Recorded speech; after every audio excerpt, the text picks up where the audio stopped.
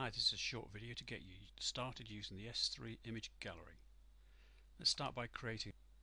Can't go anywhere without logging in, so the first thing you'll need to do is register, set up an account, and then sign in.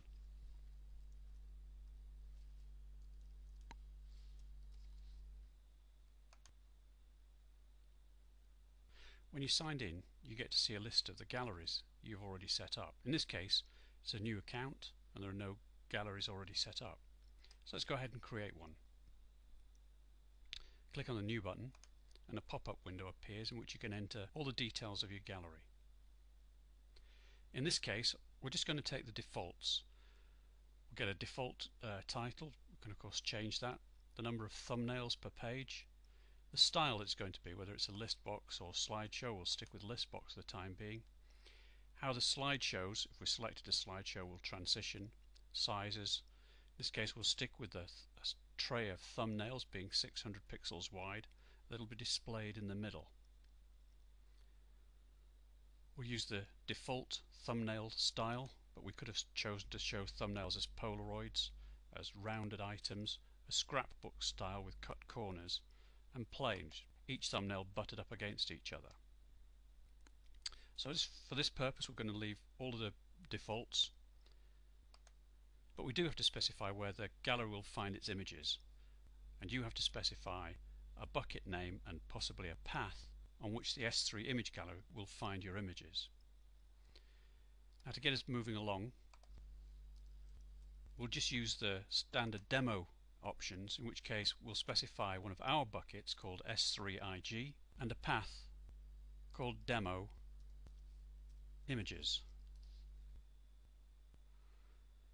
In this case we're saying that the rights are being granted to our folder. Of course we have our own rights to our own folder, but you can use these same settings to create an initial gallery.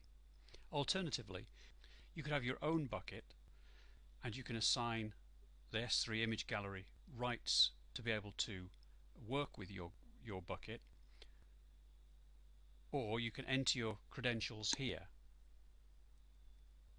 Let's click confirm S3 credentials to check that that works okay, and it does. They've been successfully validated.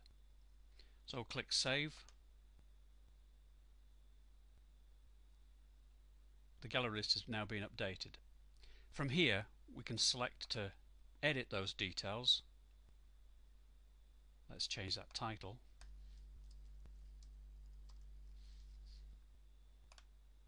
We could have changed the title originally, but we'll do it now, and that's updated in the display here.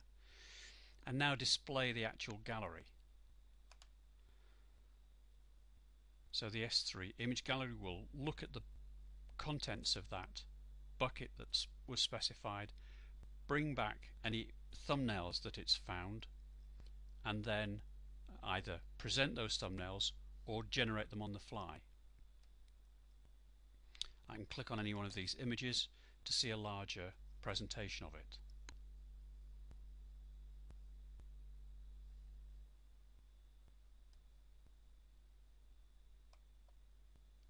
So a quick way to create a gallery and to get to see it.